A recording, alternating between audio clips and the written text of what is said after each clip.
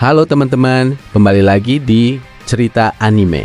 Masih melanjutkan bagian sebelumnya dengan kecerdikan Vegito yang di luar nalar. Dia berhasil menumbangkan dewa kehancuran alam semesta ke-10 serta mengeliminasi teman lamanya sendiri, yaitu Gowasu. Dan terakhir, Vegito mengeluarkan wujud Susanoo raksasa yang dalam sekali pijakan saja sudah menewaskan Kaioshin baru, alam semesta ke-10 yang sangat kuat di hadapannya. Dengan demikian, alam semesta ke-10 tidak lagi memiliki satupun dewa, dan kini hanya menyisakan alam semesta tanpa pimpinan dewa. Kemungkinan besar malaikat pengawal Rumshi memilih untuk pergi, karena setelah Rumshi tewas, dia kehilangan tugas dan kekuatannya. Cerita berlanjut saat kita kembali menyaksikan aksi Vegito. Setelah bentrokan yang sangat sengit dengan mendiang Kaioshin tertinggi alam semesta ke-10, yaitu Tamoi. Kemudian Vegito menurunkan tingkat energinya, dan wujud Susanoo raksasa itu pun perlahan memudar lalu menghilang. Sekarang Vegito masih berada dalam wujud ultra ego sempurnanya. Dia berdiri sambil merasa puas dengan apa yang telah dia lakukan terhadap para dewa. Vegito berdiri di atas jasad Tamoi yang sudah hancur tak berbentuk. Ultra Vegito memiliki ekspresi wajah yang sangat tegas, namun dingin tanpa emosi. Sensasi pertarungan kini telah usai, dan dia masih menunjukkan sedikit rasa hormat kepada dewa yang baru saja dia tumbangkan. Setidaknya, Vegito berharap mereka bisa tenang di alam berikutnya. Meskipun dia tahu fakta bahwa hal itu sangat kecil kemungkinannya. Vegito bergumam bahwa para Kaioshin memiliki kebiasaan buruk dalam menghadapi pertempuran. Terutama pertempuran yang jelas-jelas tidak mungkin bisa mereka menangkan. Seharusnya para Kaioshin sudah menyadari hal tersebut sejak awal. Namun Vegito tetap menghargai keberanian mereka, dan berharap suatu hari nanti mereka terlahir kembali di dunia yang baru, bersama dewa kehancuran yang baru dan lebih baik untuk saling bekerja sama. Sebenarnya Vegito hanya membenci dewa kehancuran yang telah melenyapkan keluarganya, bukan dewa-dewa lainnya. Namun karena dewa-dewa lain ikut campur dalam urusannya, maka Vegito tidak ingin mengambil risiko. Kemudian Vegito memikirkan suatu hal, bahwa saat ini dia sudah berhasil menumbangkan 3 dewa kehancuran, dan kini tersisa 8 dewa lagi yang harus dia hadapi. Vegito teringat sebelum Rumshi melenyap, dewa itu pernah mengatakan sesuatu, bahwa ada salah satu dewa yang tingkat kekuatannya bahkan melampaui Berus. Jadi membabat habis seluruh dewa dari setiap semesta ternyata tidak semudah yang dia bayangkan. Vegito menyadari bahwa dia tidak boleh berpuas diri terlalu cepat.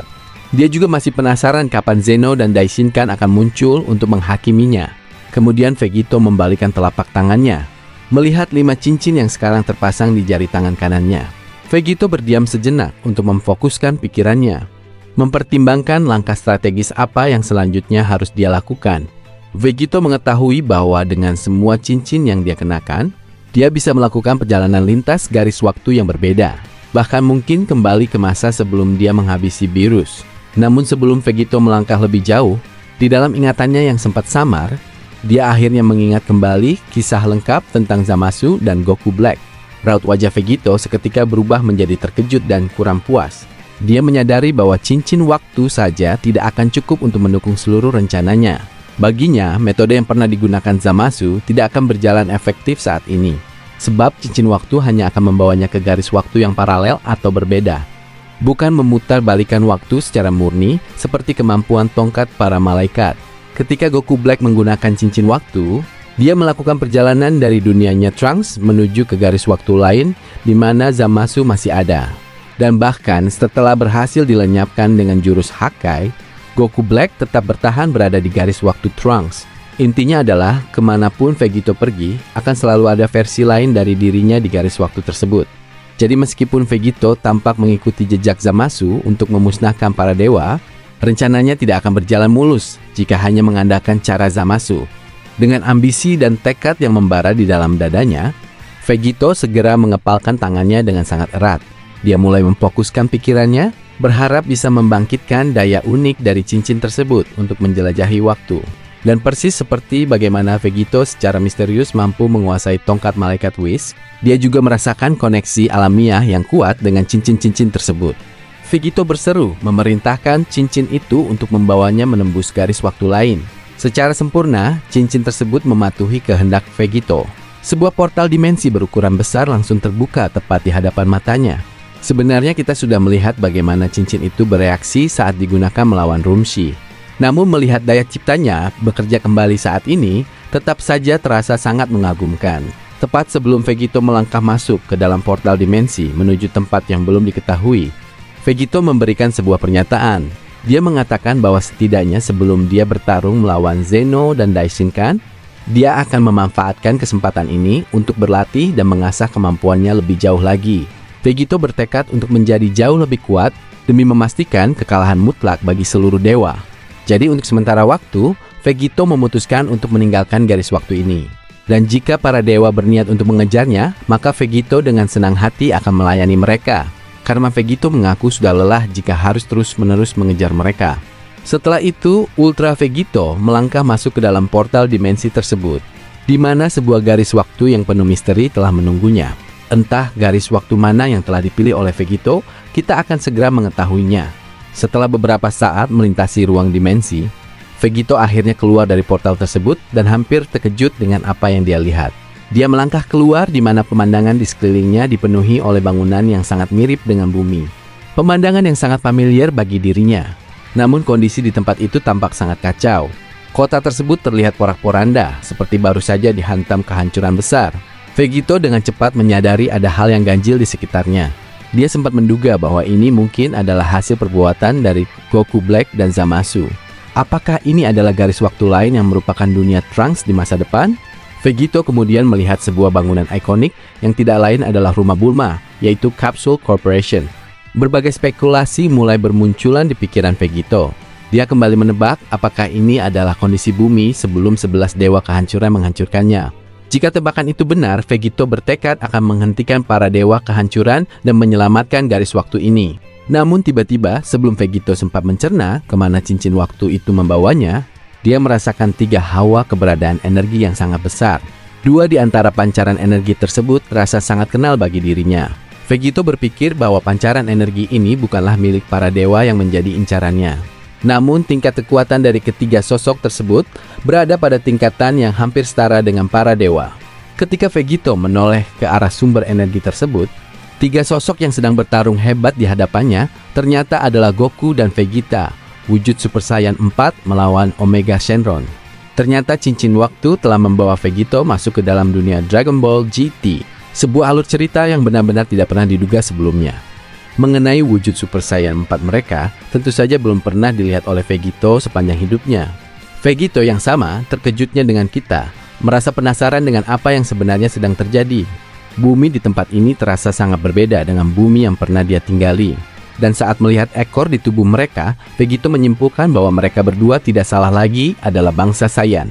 Saat itu, Vegeta tampak sangat murka kepada Omega Shenron dan berniat untuk segera menumbangkannya. Sementara Omega Shenron justru tertawa meremehkan rasa percaya diri Vegeta yang dianggap terlalu tinggi. Omega Shenron menyindir Vegeta agar tidak banyak bicara dan meminta untuk membuktikannya secara langsung. Di sisi lain, Goku mengajak Vegeta untuk menjalankan rencana rahasia mereka. Goku yakin strategi tersebut bakal berhasil menghentikan musuh. Namun melihat apa yang sedang mereka rencanakan, Omega Shenron sama sekali tidak merasa gentar. Bagi sang naga jahat, usaha mereka tampak sangat menyedihkan. Omega Shenron menegaskan bahwa apapun yang mereka lakukan tidak akan ada gunanya. Bahkan jika mereka menggabungkan seluruh daya tempur sekalipun, mereka tetap tidak akan memiliki peluang untuk menang. Seketika itu juga, Omega Shenron mendaratkan pukulan yang sangat telak ke tubuh Goku. Tanpa memberi jeda, Omega Shenron melanjutkan serangannya dengan menghantam Vegeta hingga tubuhnya terpental jauh. Mempertunjukkan keunggulan daya tempur yang sangat luar biasa, Omega Shenron berhasil membuat kedua Saiyan tersebut tidak berdaya. Keduanya terhempas sangat jauh hingga menabrak reruntuhan bangunan kota yang sudah hancur. Meskipun telah menerima dampak serangan yang begitu dahsyat, Goku dan Vegeta tampak bangkit kembali. Mereka masih menolak untuk menyerah. Goku menyampaikan kepada Vegeta bahwa Omega Shenron saat ini telah menjadi jauh lebih kuat. Keberadaan setiap bola naga di dalam tubuhnya telah memberikan limpahan kekuatan dari seluruh naga bayangan jahat. Goku merasa mereka tidak akan bisa menang jika terus bertarung secara biasa. Oleh karena itu, Goku mendesak Vegeta untuk segera melakukan fusion dance agar bisa bergabung menjadi Gogeta. Dengan menjadi Gogeta, peluang kemenangan mereka akan kembali terbuka lebar. Sebab itu adalah satu-satunya jalan keluar yang tersisa saat ini. Namun kita semua tahu bagaimana watak Vegeta di garis waktu manapun. Dia sangat tidak menyukai metode penyatuan tubuh atau fusion. Vegeta merasa enggan jika harus melakukan penyatuan gerakan dengan Goku. Reaksi Vegeta sangat keras. Dia bahkan menegaskan lebih memilih kalah daripada harus melakukan tarian tersebut. Meskipun penyatuan itu hanya berlangsung sebentar, bahkan dalam situasi yang paling mendesak sekalipun, Vegeta tetap enggan mempertimbangkannya.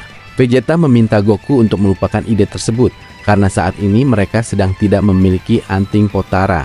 Vegeta sekali lagi menegaskan bahwa dia tidak akan pernah mau melakukan tarian fusion. Sebaliknya, Vegeta ingin mereka tetap fokus pada pertempuran dan bertarung dengan kekuatan masing-masing. Sejak pertempuran melawan Majin Buu di masa lalu, mereka memang selalu terdesak.